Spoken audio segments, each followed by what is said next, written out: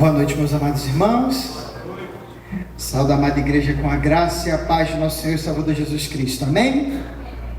Amém? Você já deu uma boa noite para a pessoa que está do seu lado? Se não deu, dá nesse momento. Aproveita. É bom esse momento que a gente percebe também aquele irmão que porventura não veio, então a gente já guarda ele na nossa mente, no nosso coração para orar. Também não só para orar, mas também para entrar em contato com ele, para saber o que aconteceu. Então, essa é uma oportunidade. Amados, semana passada nós iniciamos um estudo em cima da declaração doutrinária. Nós fizemos a introdução e o primeiro estudo. Primeiro estudo, especificamente na última semana, iniciamos falando sobre as Sagradas Escrituras, sobre a importância da Palavra de Deus e sobre o que nós, como batistas, entendemos. Claro que não só nós, mas o que a Palavra do Senhor se revela a nós sobre a sua importância. E hoje a gente vai estar falando sobre um dos pilares, na verdade um pilar, para o nosso entendimento sobre fé, sobre a nossa caminhada cristã, que é Deus. Então a gente vai estar entendendo um pouquinho sobre quem é o nosso Deus, e entender como que compreender sobre Deus nos faz compreender sobre todas as outras coisas. Eu queria pedir a você que abrisse a sua Bíblia já de antemão.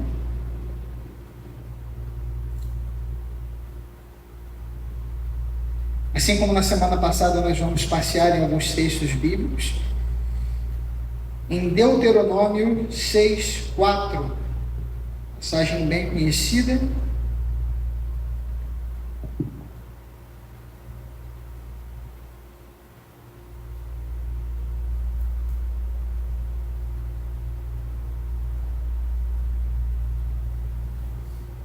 Deuteronômio 6:4, a palavra de Deus diz o seguinte: ouça Israel, o Senhor é o nosso Deus, o Senhor é o único Senhor. Feche seus olhos mais uma vez. Amado Deus e querido Pai, lhe rendemos graças, Senhor, porque Tu é bom. Lhe agradecemos, Senhor, pelo Seu cuidado sobre nós. Lhe agradecemos, Senhor, porque sem merecermos o Senhor nos protegeu. Obrigado, Senhor, porque o Senhor nos chamou para essa maravilhosa obra. Senhor, nós viemos lhe agradecer por esses dias que passaram, dias que para muitos foram dias de passeio, dias de descanso.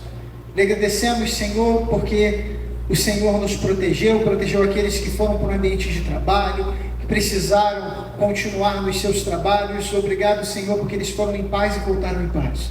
Lhe agradecemos também, Senhor, porque em meio a todo o caos que esse período acaba representando, o Senhor nos protegeu, o Senhor nos livrou do homem mau, da seta inflamada de Satanás, e o Senhor fez com que esse momento, que poderia ser um sinal de mal para a nossa vida, fosse bênção.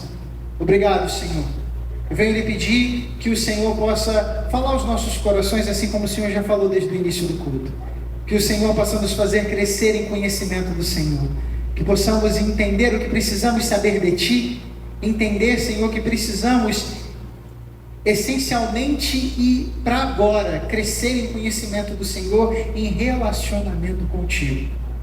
Abençoa-nos em tudo, utiliza-me como ferramenta em sua mão, que o Senhor cresça, que eu diminua de mim mesmo e que todos nós possamos crescer em comunhão contigo. Abençoa-nos em tudo, é o que eu lhe peço e lhe agradeço em nome de Jesus. Amém.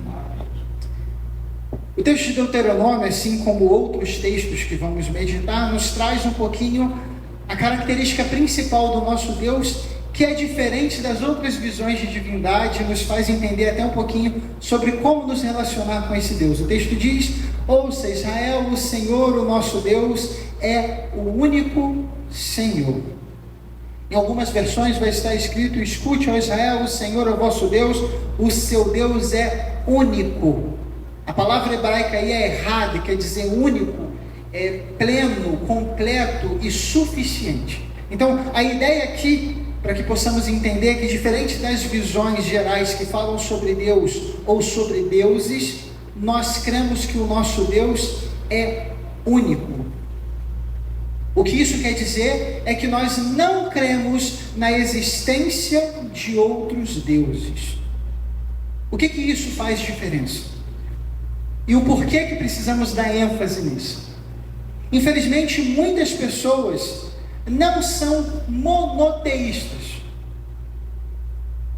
Monoteísta é acreditar na existência de um único Deus, tá? Infelizmente, em muitos momentos de nossa vida, nós não fomos monoteístas. Porque crer na existência de um único Deus pressupõe a ideia de que não existe nenhum outro Deus. Não é somente um Deus que servimos, não é uma monolatria, a ideia de que eu idolatro, que eu sirvo somente a um Deus. Não, é a ideia de que só existe um Deus.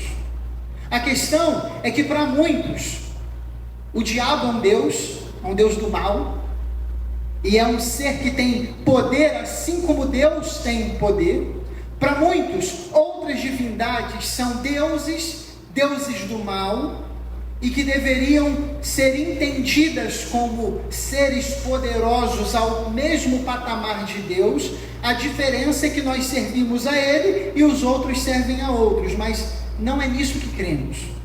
Nós, como cristãos, cremos que só existe um Deus. Isso quer dizer que nenhum outro Deus existe. Ah, pastor, mas isso daí o senhor quer dizer então que o diabo não existe? Não, o diabo existe. O Senhor quer dizer que não existem demônios? Existem demônios, mas eles não são deuses, eles não têm poderio para tal, eles não têm força para combater o nosso Deus. Muitos entendem que existe uma luta, e essa luta é uma luta acirrada entre Deus e os seres do mal, e esses seres do mal e Deus estão em uma plena batalha o dia inteiro pela nossa alma.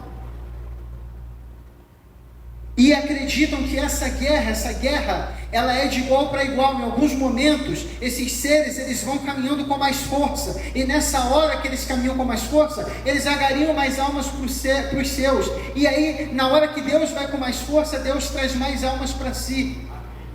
Mas não é isso que a palavra de Deus nos apresenta. A batalha existe sim, mas o nosso Deus já venceu a batalha. Não é de pé de igualdade, meus irmãos. O diabo ele pode tentar quanto for, ele nunca vai chegar aos pés, ao patamar próximo à unha de Deus. Estou usando isso de forma bem simples, essas figuras de linguagem bem simples, os irmãos entenderem que não é uma batalha de igual para igual. Por quê? Porque nós, se entendermos que é uma batalha de igual para igual, nós vamos defender que existe um Deus do bem e um Deus do mal, e que esse Deus do bem e o Deus do mal estão com a mesma força em batalha, mas não é isso que a palavra do Senhor nos diz, porque nós cremos em um único Deus. Amém, meus irmãos? E o texto ainda dá mais detalhes sobre ele. O texto da declaração doutrinária diz o seguinte: o único Deus vivo e verdadeiro é espírito pessoal. Então, antes de entrarmos nessa parte de espírito pessoal, eu queria que você olhasse para a pessoa que está do seu lado e falasse para ela assim: o nosso Deus já venceu.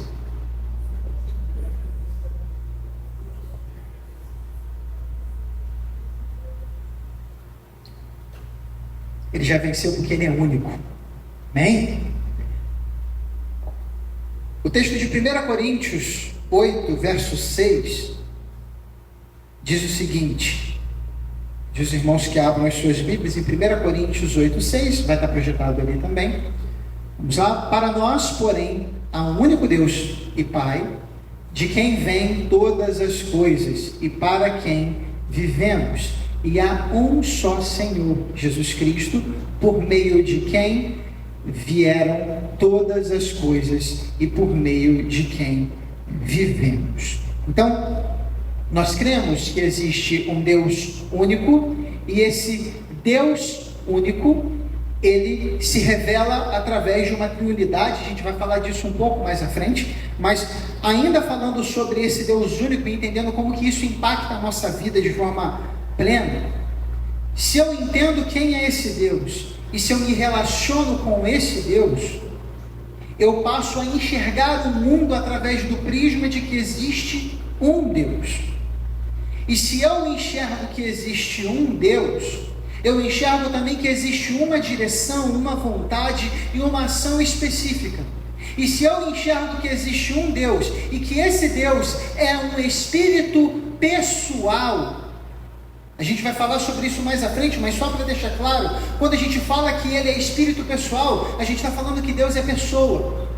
E aí, isso nos faz entender que, diferente dessas ideias muito estranhas de divindade que existiram no decorrer da história, de que os deuses eles não podiam ser contactados, ou só podiam ser contactados através de atos sacrificiais, ou de processos ritualísticos muito complicados. A ideia que temos a partir da palavra é que esse Deus único, ele é uma pessoa. E como pessoa, ele é relacionável. Então esse Deus que é espírito pessoal, é um Deus para o qual eu posso me relacionar. Eu posso entrar em contato com ele. Também entendo que ele como pessoa, ele tem qualificativos, ele tem atributos, mas ele também tem emoções. Não na mesma ideia de emoções que nós temos, porque ele não é um ser humano, tá? Ele é muito além disso. Mas esse Deus que nós servimos é um Deus que chora, que se entristece. Não chorar no sentido de que caem lágrimas dos seus olhos, mas é um Deus que se entristece. É um Deus que ama. É um Deus que de forma plena e santa ira-se. Então o texto bíblico fala desse Deus que é um ser, como pessoa, um ser complexo. E como um ser complexo, o mais complexo que existe, precisamos lidar com ele como um ser complexo, precisamos lidar com ele como um ser completo, precisamos lidar com ele como uma pessoa, alguém que eu devo me relacionar. E aí entra um ponto bem complicado. Geralmente lidamos com Deus com um papel entre servo e cliente, ou então entre eu como cliente e ele, aquele que tem que me atender. Então no momento de oração, por exemplo, é muito comum que quando falamos com Deus, apresentamos a ele as nossas súplicas, e a palavra de Deus diz que nós devemos apresentar a ele as nossas súplicas, os nossos pedidos, isso está tudo certo. O problema é que nós apresentamos em detalhes essas súplicas. E aí também aproveitamos para reclamar de coisas que têm acontecido em nossa vida. Então falamos do problema que temos passado, das dificuldades que temos passado. Mas aí quando a gente vai falar sobre os pecados que cometemos, a gente faz assim: Senhor, perdoa os nossos pecados. Aí eu faço assim, eu junto tudo numa coisa só, e eu não apresento as minhas falhas para que eu possa me corrigir. E aí tem um ponto pior ainda. Geralmente quando a gente finaliza essa oração, a gente nem agradece. Ou se agradece, agradece da mesma forma que fala do pecado: Senhor, obrigado por todas as coisas. Aí imagine esse Deus como pessoa. Eu vi essa ilustração uma vez, eu achei bem interessante.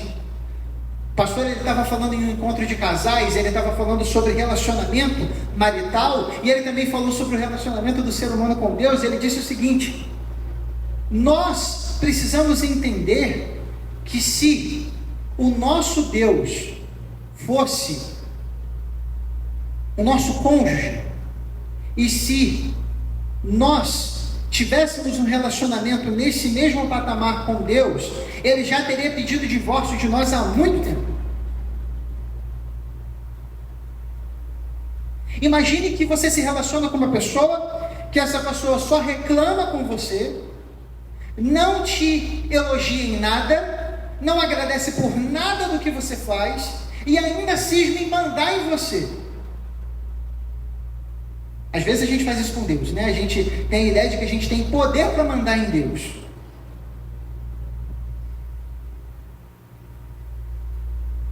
E aí a gente entra num ponto que a gente vai falar mais à frente, mas eu preciso falar até para completar a linha de raciocínio, é que esse nosso Deus é um Deus misericordioso. E é por isso que Ele continua se relacionando conosco, porque Ele nos ama. Porque se Ele se relacionasse conosco do mesmo jeito que nós nos relacionamos com Ele, nós estaríamos perdidos. E aí, sobre essa questão de ordenar a Deus, a gente vai falar um pouquinho sobre esses atributos desse Deus que tudo cria, que tudo sustenta. A gente precisa entender que, diferente do que muitos fazem, nós não podemos ordenar nada a esse Deus. Nós não temos essa autoridade. Eu já vi algumas pessoas falando, não, você está passando por um momento de dor, determina para Deus. Fala assim, Deus, eu não aceito isso, eu não aceito essa dor, eu não aceito isso que eu estou passando. Quem é você para falar isso? Quem somos nós? Eu não aceito, eu determino. Estava vendo uma ilustração de um pastor outro dia, eu achei bem interessante. Ele fala o seguinte, que ele falando sobre essa questão de determinar algo a Deus e lidar com Deus dessa forma, ele fala o seguinte, que chega para o cachorro seu cachorro, quem aqui tem cachorro? Ou tem algum outro tipo de animal? Quem tem animal aqui, levanta. Beleza. Alguns dos irmãos têm, quem não tem agora, provavelmente já teve em algum momento da vida. Então chega para o seu cachorro e fala para ele assim, em vez dele latir, que ele fale Zé. Eu tenho uma cachorrinha em casa, o nome dele é Laila. Eu vou chegar para ela e vou falar assim, Laila, você não late mais agora, você fala Zé. O que vai acontecer? Ela vai continuar latindo. Agora faz uma outra coisa. Os irmãos que são casados, irmãos homens agora, chega para sua esposa e fala assim, eu determino que tu faça minha comida agora. O problema é que você vai arrumar. Se você não tem autoridade para mandar no seu cachorro, para dar autoridade ao seu cachorro e falar para sua esposa, você acha que tem autoridade para falar do rei do universo? O Criador e sustentador de todas as coisas. Então, quando a gente fala sobre esse Deus para o qual nós nos relacionamos, que é um Deus que é relacional, ao mesmo tempo a gente tem que entender que Ele não é nosso amiguinho de colégio, nosso amiguinho de rua. Ele não é uma pessoa. Na verdade, nós não podemos lidar nem dessa forma com outras pessoas, quanto mais com Deus. Então, lidar com o nosso Deus é lidar com um ser todo-poderoso, o Criador de todas as coisas, e não só um ser poderoso e Criador de todas as coisas, o ser que exige e que merece todo o respeito. Então, é lidar com Ele de forma respeitosa. O texto diz, o único Deus vivo e verdadeiro, Espírito pessoal, eterno, infinito, imutável, é onipotente, onisciente, onipresente, é perfeito em santidade, justiça, verdade e amor. O texto de 1 Coríntios diz, para nós, porém, é um único Deus, o Pai, de quem vêm todas as coisas, e para quem vivemos, e há um só Senhor, Jesus Cristo, por meio de quem vieram todas as coisas, e por meio de quem vivemos. Então, entendemos que a criação e tudo que existe provém do Senhor. É dele que veio todas as coisas. Então isso quebra muitas das teorias e muitos dos entendimentos que existem de que as coisas geraram-se em si, que o universo ele tem uma autoexistência. Não, nós como cristãos cremos que a criação de todas as coisas partem de Deus. Eu lembro uma vez que eu estava falando sobre esse ser que é eterno para uma criança. E aí a criança perguntou para mim assim, mas quem criou Deus? Na cabeça da criança é necessário que para que algo exista um Criador. E essa é a lógica humana. Porque nós nascemos de alguém, e esse alguém nasceu de alguém, e esse alguém nasceu de outro alguém até voltar a Adão e Eva. Então houve um início para todas as coisas. Mas diferente dessas todas as coisas que têm início, Deus não tem início. E aí nós lemos, eu li falando sobre os atributos de Deus e dizendo que Ele é eterno. E aqui entra um ponto muito importante. Somente Deus é eterno. Eu já ouvi algumas pessoas falando que nós como humanos somos eternos porque nós vamos viver a eternidade. Mas viver e gozar da eternidade é diferente de ser eterno. Nós somos infinitos. Fala para a pessoa que está do seu lado, você é infinito. Nós somos infinitos. Isso quer dizer que não temos fim, mas todos nós temos um início. O nosso início é no ato da concepção. A partir do momento em que fomos concebidos no ventre de nossas mães, nós iniciamos a nossa vida. O Senhor soprou o fôlego de vida. A partir daquele momento, nos tornamos um ser íntegro. Então, a partir desse momento em que passamos a existir, nós temos um início, mas Deus não tem início. O Senhor criou o ato de existir. O Senhor criou o ato de iniciar as coisas. Ele, na eternidade, concebeu todas essas coisas. Então, diferente de nós, que temos início, somos infinitos porque viveremos a eternidade, seja ela com Deus ou seja ela na perdição eterna, mas viveremos a eternidade. O Senhor, ele não tem início e ele também não tem fim. Então, há um qualificativo, há um ponto importante para distinguirmos o Senhor de nós. Próximo texto, eu queria pedir que projetasse aí também, está em João capítulo 4, verso 24.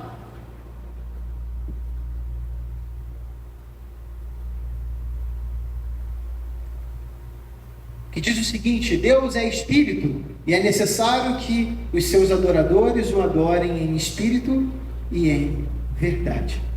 E aqui, como eu falei antes, Deus é espírito pessoal. Esse Deus, ele é vivo, ele é verdadeiro, ele é pleno e ele é espírito. E aqui, falando sobre um Deus que é espírito, é entender que também, diferente da concepção humana de que é necessário que tenhamos carne e corpo para que haja existência, Deus, ele não precisa de carne e corpo para que exista, porque ele é espírito. Não quer dizer que Deus não possa se materializar, não quer dizer que Deus não possa se apresentar com uma imagem de um corpo, mas quer dizer que em essência Deus não é necessitado de corpo. Deus não tem corpo em essência, ele é espírito. E esse espírito, como eu já disse, é espírito pessoal, é espírito que se relaciona, é espírito que cuida de nós. 1 Timóteo capítulo 1, verso 17. Ao Rei eterno, imortal, invisível, o único Deus, seja a honra, a glória pelos séculos dos séculos. Amém. O Senhor, ele escolheu um povo para si, no início dos tempos.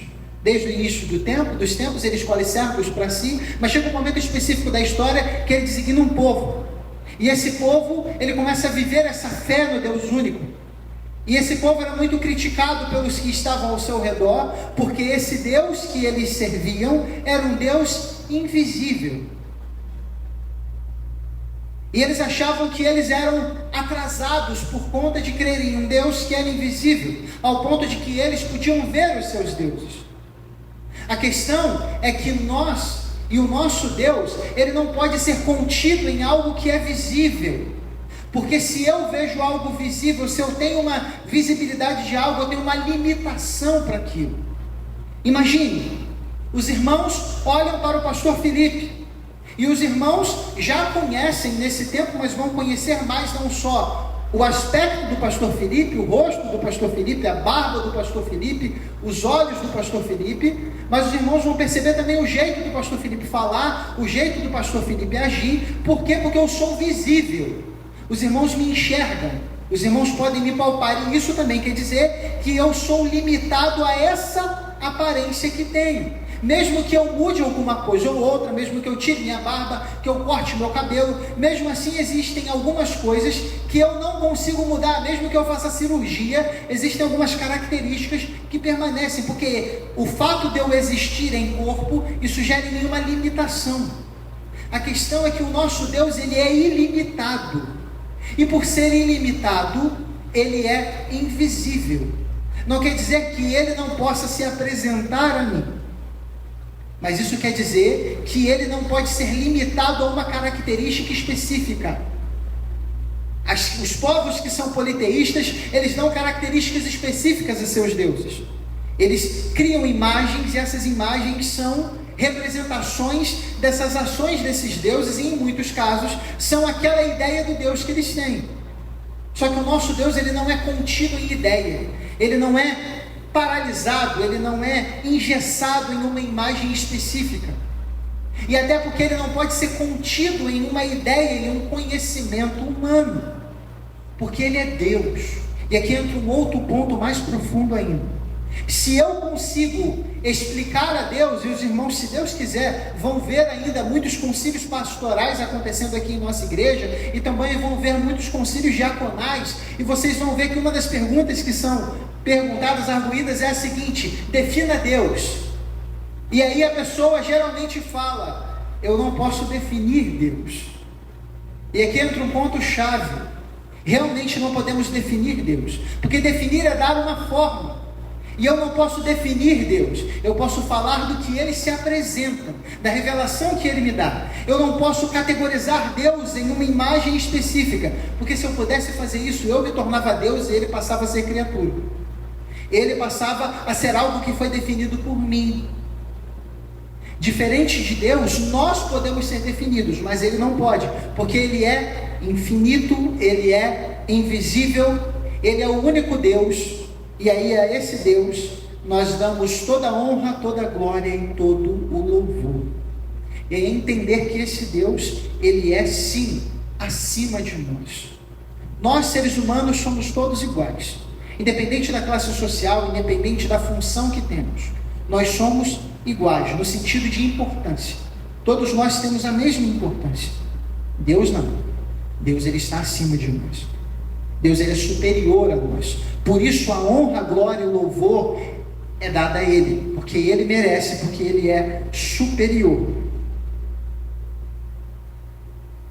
O segundo tópico referente a Deus, e a gente vai aprofundar um pouquinho mais sobre esse nosso Senhor, ainda pensando um pouquinho sobre essas características de Deus. Antes da gente entrar no segundo tópico, eu li alguns dos atributos. Diz o seguinte: Ele é eterno, infinito, imutável, onipotente, onisciente e onipresente. Tá? Então, quando a gente fala sobre essas características, nós estamos falando dos chamados atributos incomunicáveis de Deus. Isso quer dizer que esse Deus, Ele não comunica isso para conosco, só Ele tem. Tá? Mas depois nós falamos de alguns atributos que são comunicáveis, que é santidade, justiça, verdade e amor. E aqui entra um ponto importante. O texto bíblico diz que o nosso Deus nos criou à sua imagem e semelhança. Isso não quer dizer que nós em corpo nos parecemos com Ele, porque Ele é Espírito, mas isso quer dizer que em atributos nós nos parecemos com Ele. O Senhor nos dá a capacidade de amar. O Senhor nos dá a capacidade, claro que vinda da sua ação, de falar a verdade. O Senhor nos dá a capacidade de agirmos com justiça. Isso tudo vem da essência, da plenitude do nosso Deus e é comunicado a nós. Na semana que vem falaremos um pouco sobre nós como seres humanos e como nós somos, mas só para os irmãos entenderem de forma clara um pouquinho sobre essas características de nosso Deus. Quando ele perguntar quais são os atributos incomunicáveis e comunicáveis de Deus, os irmãos já vão saber explicar. Incomunicáveis são as características que só são dele, comunicáveis são as características que nós também temos, que ele concede aos seus filhos. Esse Deus que é criador, Ele é sustentador, redentor, juiz e senhor da história e do universo. Gênesis 1, verso 1. Gênesis 1, 1. Projeta para a gente aí, João. Diz o seguinte: no princípio Deus criou os céus e a terra. Você pode ler em conjunto comigo? Vamos lá? No princípio Deus criou os céus e a terra. E aqui voltamos a um ponto que já falamos no início, que é entender esse Deus como Criador. Tá? Então esse Deus que nós cremos é um Deus que é Criador. Mas Ele não é só um Deus Criador, Ele também é um Deus sustentador. Tá? E aí nós vamos lá em Hebreus, capítulo 2, verso 10, que diz o seguinte: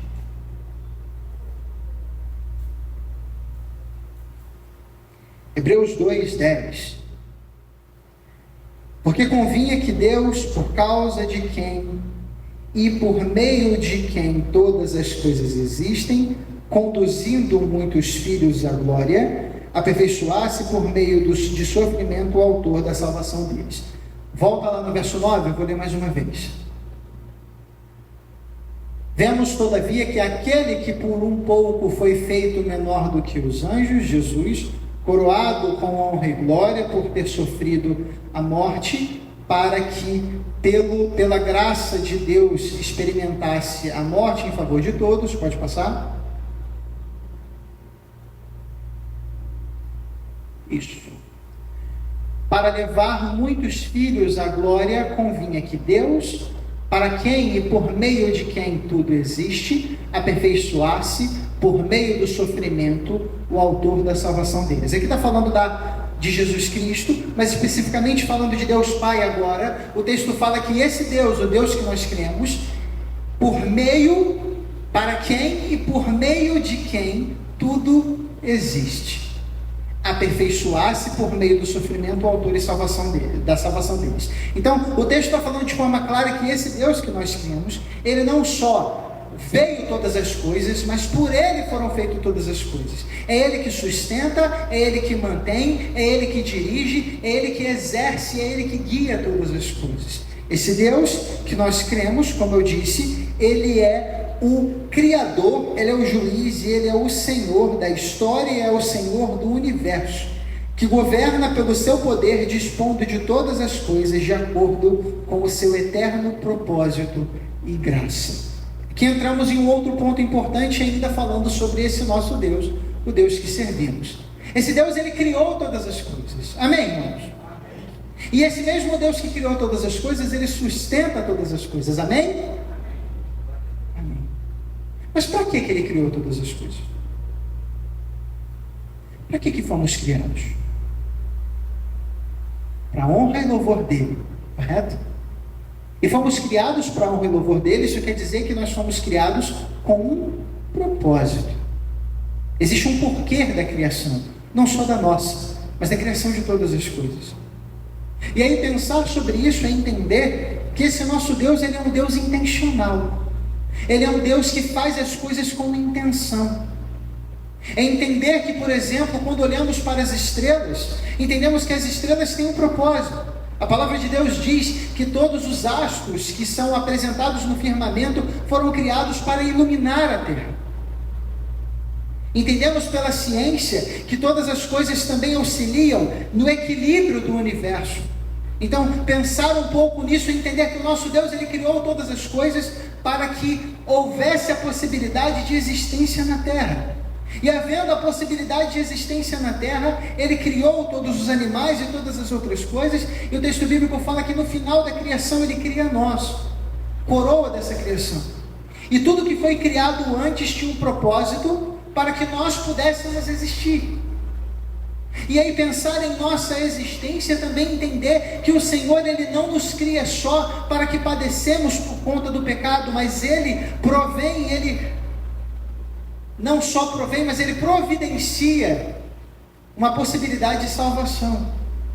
Então entender a ação desse Deus, entender quem esse Deus é, e entender também quem somos, o porquê existimos, o porquê estamos aqui. É muito comum na vida do ser humano buscar para si propósito de sua existência. É por isso que a criança, ela começa a fazer uma série de perguntas quando chega uma faixa. Ela começa a querer entender quem ela é. E depois de um tempo ela vai começar a querer entender o porquê que ela existe. E é muito comum ela usar isso como chantagem, falar: você me criou, você me colocou no mundo. Em algum momento, quando ela fica chateada, geralmente no período da aborrecência, aquele períodozinho ali da adolescência, ela começa a fazer isso. E ela começa a questionar, mas aí nesse período em conjunto, ela não só começa a questionar a autoridade que está sobre ela, mas ela começa a questionar, sim, isso é normal, o propósito da sua existência.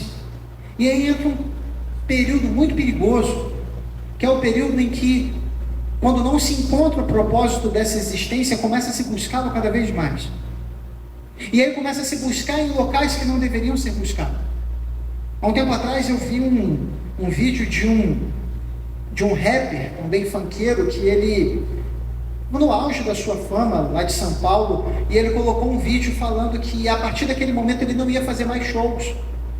E aí ele falou que ele não ia fazer mais shows porque ele agora tinha um entendimento de vida diferente. E aí ele pegou um cartaz e apresentou para o público falando assim: não vivo mais eu, mas Cristo vive em mim. Aquele homem se converteu. Ele pegou parte do dinheiro que ele tinha, boa parte, e ele pagou a multa contratual, porque ele tinha um contrato com uma empresa. Ele precisou pagar a multa. Ele falou: não tem como eu continuar, porque eu não acredito em mais nada daquilo que eu cantava antes. Eu procurei, ele falou isso no púlpito que ele estava, eu procurei sentido para a minha vida no decorrer de toda a minha história. E eu busquei, eu não encontrava. E eu tinha um buraco muito profundo no meu coração, e eu não conseguia tampar aquele buraco. Mas aí eu encontrei Jesus. E Jesus, ele não só tampou o buraco, ele mudou tudo na minha vida. Ele me apresentou o motivo da minha existência. Aquele homem agora, e creio, pelo testemunho que ele tem dado, é um servo de Cristo Jesus. E aí pensar um pouquinho sobre esse Deus que estamos falando, o Deus que governa, um Deus que pelo seu poder, dispondo de todas as coisas de acordo com o seu eterno propósito e graça. Esse Deus, ele tem um propósito e graça com todas as coisas, e ele tem um propósito e graça para conosco. É por isso que nós fomos lavados e remidos pelo sangue de Jesus, porque a graça nos alcançou. E aí pensar um pouco nisso e entender um pouco mais sobre esse Deus, é entender também um pouco mais sobre nós, ao ponto de entender sobre nós que nós não somos gestores e nem temos a capacidade de sermos gestores de nossa vida. E é isso que nós afirmamos quando nós reconhecemos o nosso Deus. Quando eu entendo que Ele é meu Deus e que eu sou servo dEle, eu passo a compreender que não só o propósito da minha existência,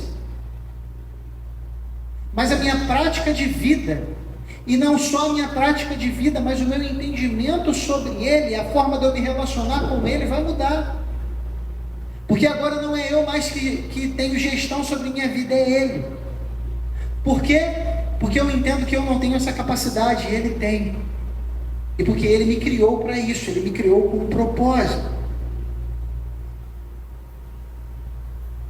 E aí o texto bíblico, na verdade a declaração continua falando, e o texto bíblico também, diz que esse Deus é infinito em santidade e em todas as demais perfeições. E aí o texto de Mateus, capítulo 22, verso 37, diz o seguinte: Jesus respondeu: ame ao Senhor o seu Deus com todo o seu coração, com toda a sua alma e com todo o seu entendimento. Aqui, quando falamos sobre esse Deus, que é Deus que é infinito em santidade e em todas as perfeições, entendemos que nós devemos amar a esse Senhor, o nosso Deus, com todo o nosso coração. Por quê? Porque se Ele é perfeito, Ele vai exigir de mim perfeição. E aqui entra um ponto bem também interessante, mas não só interessante, um ponto até um pouco assustador. Eu queria que você olhasse para a pessoa que está do seu lado e falasse para ela: quem é perfeito? Pergunta para ela assim: você é perfeito? Perfeito? Não somos perfeitos. E aí, como que eu vou ser perfeito para com meu Deus? Como que eu vou amá-lo de todo o meu coração, com toda a minha alma, com todo o meu entendimento? Como que eu vou conseguir fazer isso se eu sou imperfeito? Como que eu vou conseguir servir a esse Deus com perfeição? Esse Deus que é perfeito, esse Deus que é infinito em santidade em todas as suas características. Como que eu vou servir a esse Deus perfeito sendo imperfeito? E aí entra um ponto chave. Esse nosso Deus, e entra o próximo ponto, esse nosso Deus que é perfeito, e que por isso nós devemos todo o amor, todo o culto e toda a obediência dele, é um Deus que se revela como Criador, mas é um Deus que também se revela como Salvador. E aí a gente entra no que a gente chama de segunda figura da Trindade, segunda pessoa da Trindade.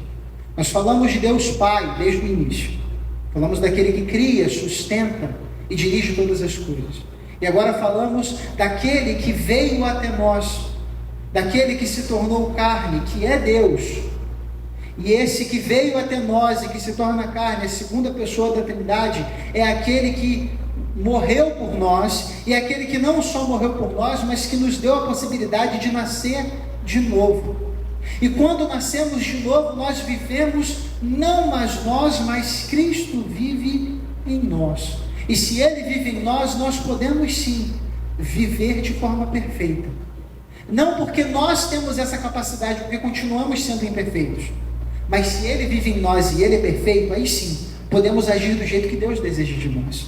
Não porque nós temos essa capacidade, mas porque Ele nos justifica, porque Ele age em nós e através de nós.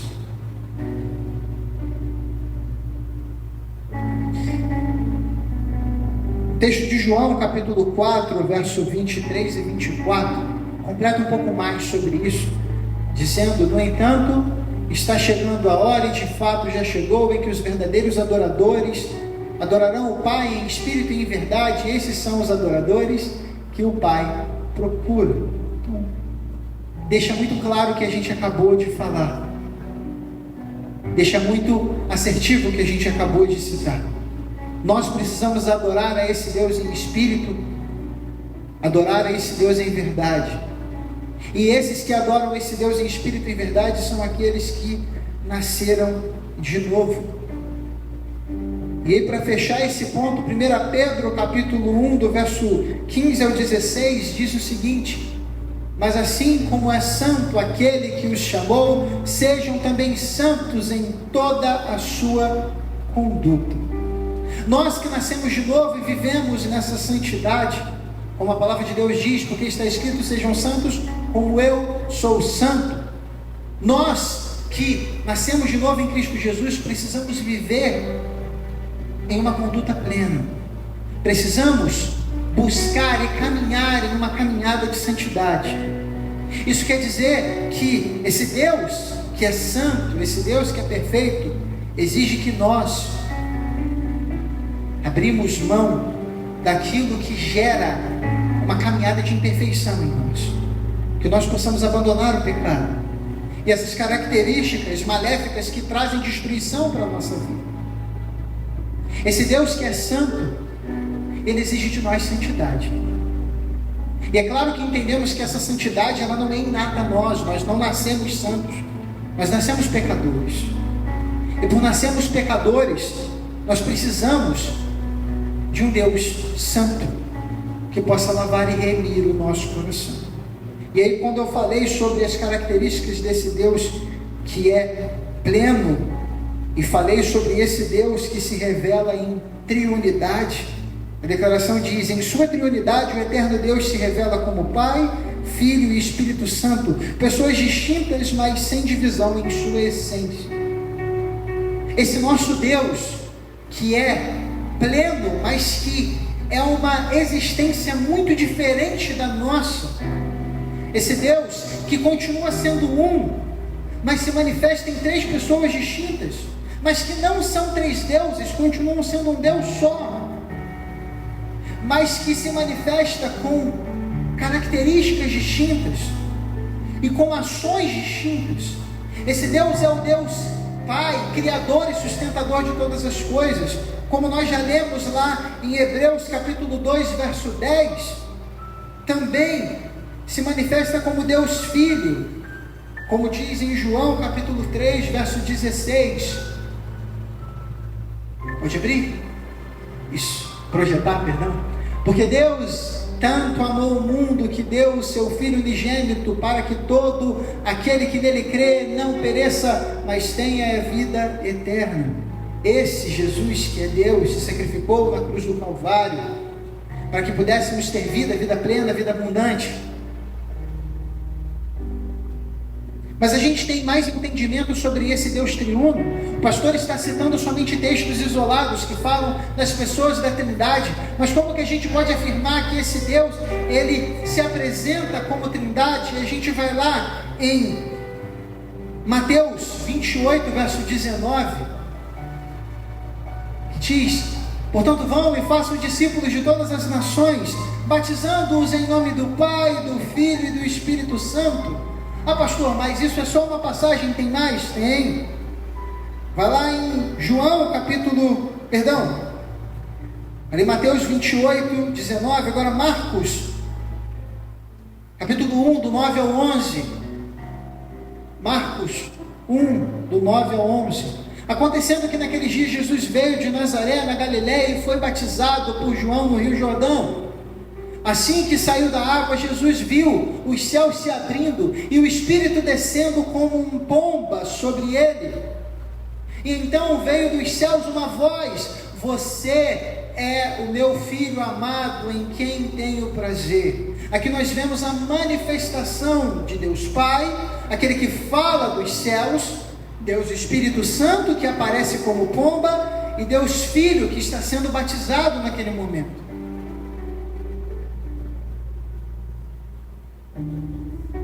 Então nós temos aqui dois momentos de manifestação específica, entendendo a ação da Trindade.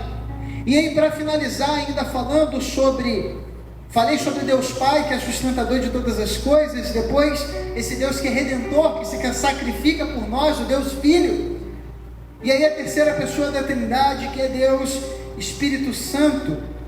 João capítulo 14, verso 26.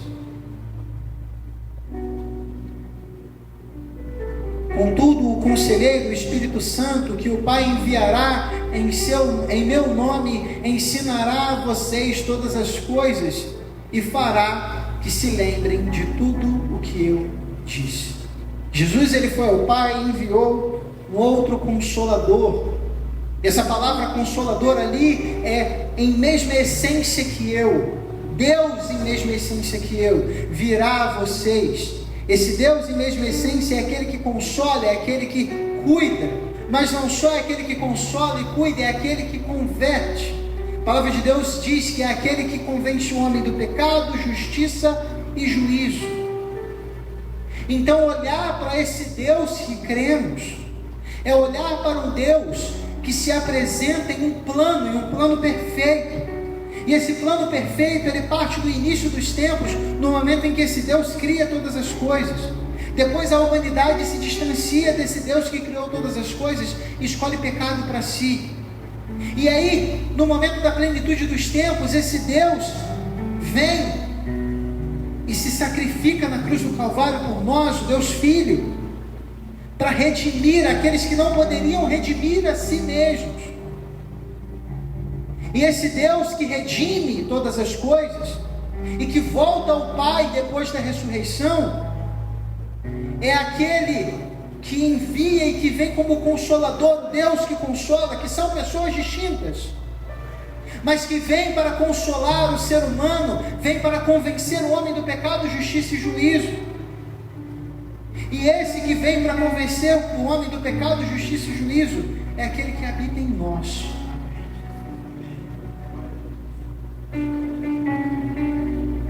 Querido, como eu disse, entender sobre quem é Deus é entender sobre quem somos. Mas não só entender sobre quem somos, é entender para que existimos. E não só entender para que existimos, é entender que essa existência nossa aqui vai ter um momento final. E é esse Deus que nos criou, e que não nos criou para o pecado, nos criou para a eternidade. Nós escolhemos o pecado para nós. Esse Deus que nos criou para a eternidade é um Deus que providenciou salvação, e é um Deus que agiu em nosso coração, que antes era carne, antes era pedra, transformou em carne, nos redimiu, nos lavou, nos converteu. E é esse Deus que nos auxilia, que nos faz caminhar em santidade, assim como Ele é santo, para que no momento da sua volta nós estejamos preparados para louvar e engrandecer o nome daquele que vai voltar com todo o poder e glória. Deus que vai vir até nós, Deus Emmanuel, Deus conosco, Ele virá até nós.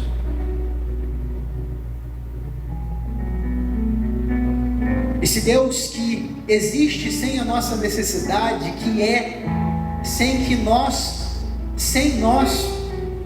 Ele nos amou e nos ama de tal maneira que enviou o seu Filho que cuida de nós.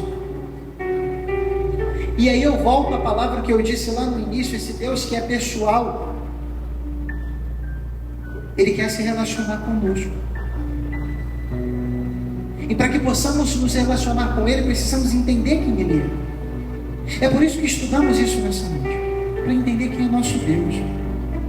Eu sei que eu resumi algo que é muito complexo, e a gente tem que tomar muito cuidado quando explica a Trindade, para que a gente não caia em heresia, porque existem muitos entendimentos heréticos sobre isso. Falar que é um Deus que se manifesta em três funções, está errado. é heresia. O nome disso é modalismo, são 3 modos, é uma heresia. Falar que é um Deus que se apresenta em 3 estados também é heresia. É muito comum usarmos a ideia, a figura de linguagem do Deus que se apresenta com o exemplo que muitos usam para criança, é a casca do ovo, a gema e a clara, que é o mesmo ovo, mas são 3. Isso é heresia. Mas na verdade é uma forma mais próxima do que a gente poderia apresentar para uma criança. A criança não tem concepção, até porque nós também não temos. Então a gente tenta apresentar no sentido mais próximo, mas a gente tem que tomar muito cuidado para não falar que ele é assim, porque ele não é assim. A gente tenta aproximar o máximo disso, mas ele não é assim. Ele é perfeito, ele é pleno e ele é muito além da nossa compreensão. Mas falar desse Deus, mesmo em toda essa completude, é necessário, porque vivemos em um mundo em que se fala muito mal desse Deus. Mas não só se fala muito mal desse Deus, se relaciona-se muito mal com ele. E o que a gente precisa fazer como servos dele é buscar se relacionar com ele da melhor forma possível. E como que a gente faz isso, pastor? Buscando conhecer. Você não vai conhecer Deus somente no estudo de quarta-feira. Não adianta você achar que você vai entender tudo sobre Deus somente nesse momento aqui que eu expliquei para os irmãos. Até porque foi um momento muito rápido. E mesmo se eu continuasse explicando por toda a minha vida, mesmo assim, eu não atingiria nem um triz de quem é Deus. Eu gosto muito da fala do pastor Hernandes Lopes, que diz que passaremos a eternidade caminhando com esse Deus e conhecendo esse Deus, e mesmo assim não atingiremos nem a sola dos pés desse Deus. Porque esse Deus, entenda, a eternidade não acaba, tá, meus irmãos? A eternidade não é tempo. Viveremos a eternidade e mesmo assim não conheceremos Ele em plenitude, porque Ele é além disso. Mas mesmo assim devemos tentar conhecê-lo. E nós temos que agradecer a Ele, porque Ele se revelou a nós, através da sua palavra e através de Cristo Jesus. Então nós que somos crentes em Cristo Jesus podemos conhecê-lo, mas não só podemos conhecê-lo, é um imperativo para nós. Nós temos que conhecê-lo. E aí parte um desafio para cada um de nós. Eu queria que você saísse aqui dessa noite com esse desafio aceito. Conheça mais o Senhor. Busque mais a Ele. A nossa vida é muito corrida, eu sei. Assim como a vida dos irmãos é corrida, a minha também é. E assim como os irmãos falham em buscar a Deus, eu também falho em buscar. Mas a gente tem que continuar tentando. A gente tem tempo para várias outras coisas e a gente tem que arranjar tempo para Deus. A gente tem desejos de várias outras coisas e a gente tem que ter desejo de Deus. A gente tem vontade para várias outras coisas, a gente tem que ter vontade de Deus. E ter vontade de Deus, ter desejo de Deus, é ter um pouco menos desejo de mim mesmo. É ter um pouco vontade menos de mim mesmo. É o meu querer ser voltado a Ele, não mais a mim. Quanto mais eu cresço em comunhão com Deus, eu diminuo de mim mesmo. E isso não é ruim não, meus irmãos, é bom. É bom diminuir de si. É bom entender que o universo não gira ao nosso redor.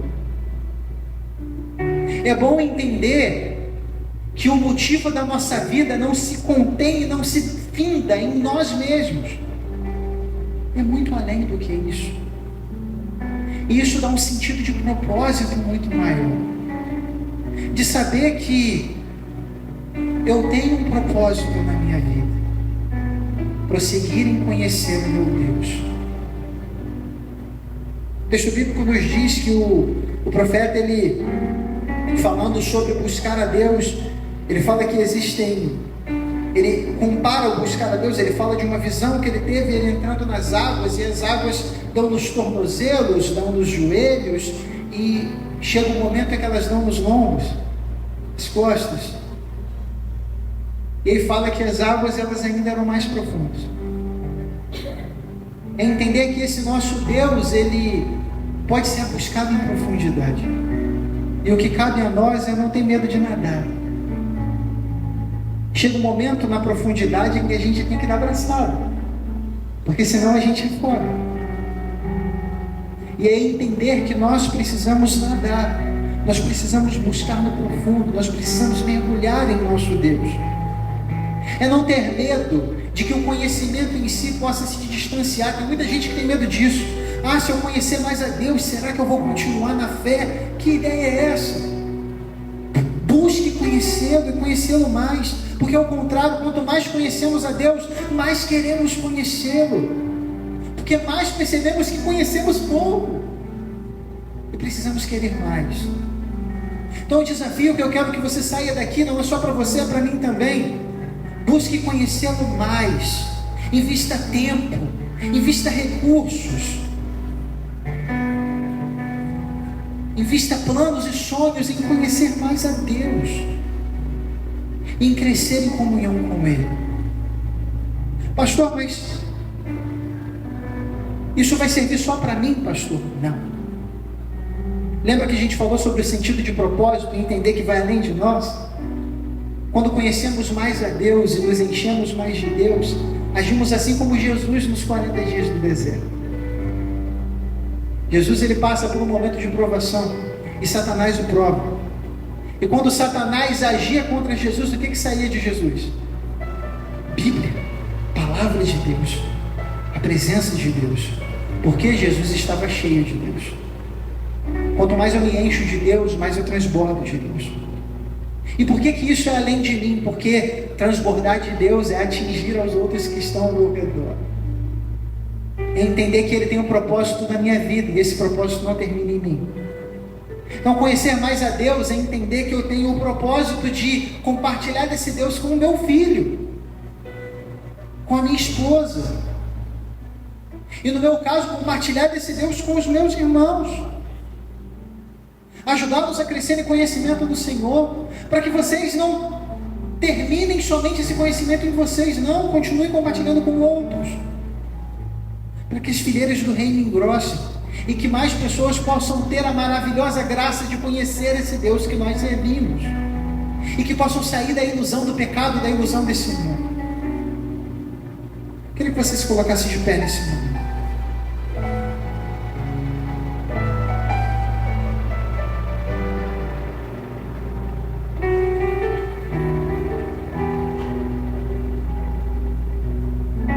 Feche seus olhos.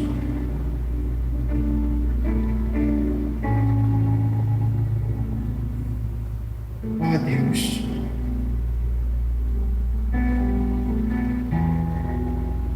Senhor, como erramos em nos relacionar contigo.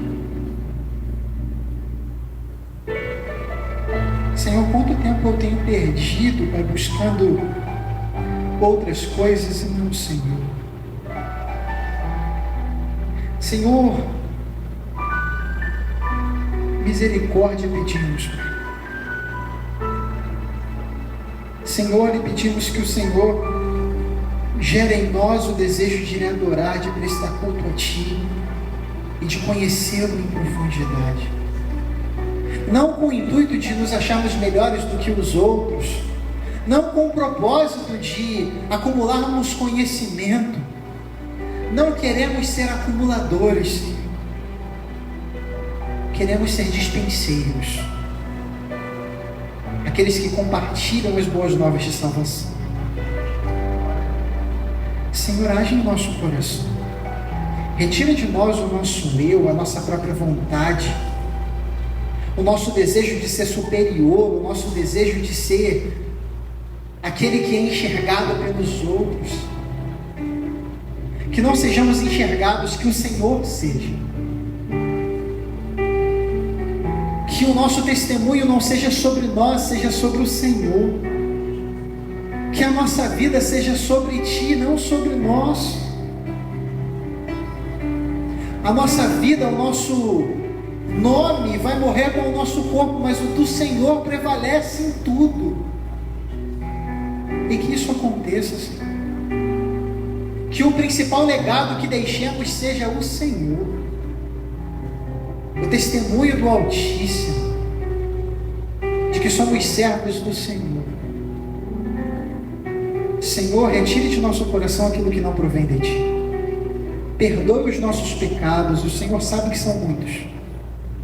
Perdoe as nossas atitudes contrárias à vossa vontade. Perdoe o momento em que acabamos agindo como Satanás, querendo holofotes para nós. Que o Senhor seja enxergado, que a sua luz seja visível. Senhor, nós pedimos que o Senhor nos estique, que o Senhor nos faça resilientes, para que possamos, não por conta de qualquer dificuldade ou probleminha que nos atinja, nos distanciar de Ti.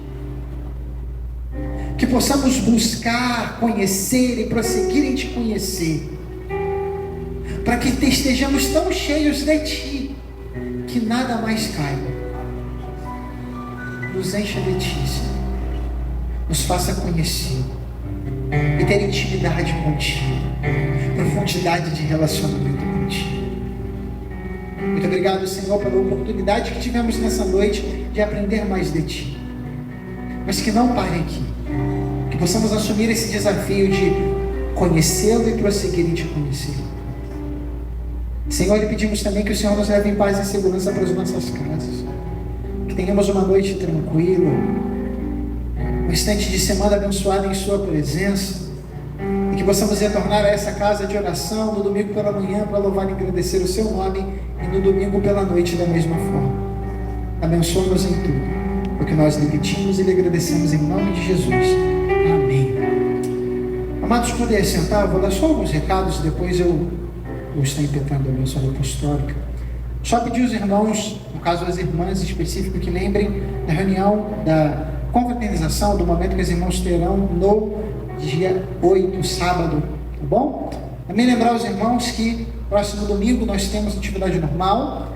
Nosso mês de missões acontecerá e dará início no outro domingo, dia 16, tá bom? Então peço aos irmãos que já estejam em oração por esse mês, por nossa campanha, que em nome de Jesus será uma bênção. Também peço aos irmãos que lembrem também do dia 15, que é o culto de posse do pastor, para os irmãos que estejam presentes, tá? Dia 15, em nossa igreja, às 7 horas da noite, eu estarei em conjunto com os irmãos celebrando a posse. Diga, irmão Miguel. Sim, obrigado, querido. E para finalizar, então, peço aos irmãos que estejam presentes dia 15, tá? E no próximo domingo teremos ceia do Senhor pela noite, tá bom? No próximo domingo, ceia do Senhor, teríamos no domingo passado, mas por conta das atividades que foram modificadas por conta desse período, nós transferimos para o outro domingo, tá bom? Há mais algum recado que precisa ser dado? Não? Então, peço aos irmãos que fechem seus olhos. Que a graça redentora de Cristo Jesus, o amor de Deus o Pai, e as doces consolações do Espírito Santo esteja sobre toda a igreja que se reúne por toda a face da terra e que aguarda com muita alegria a volta de Cristo. Todos digam amém. E Maranata, ora vem Senhor Jesus. Olha para a pessoa que está do seu lado e diga para ela assim: vá com Deus e volte com Ele. Vou estar à porta para guardá-los com oração silenciosa e com um louvor instrumental de pós-lúdico.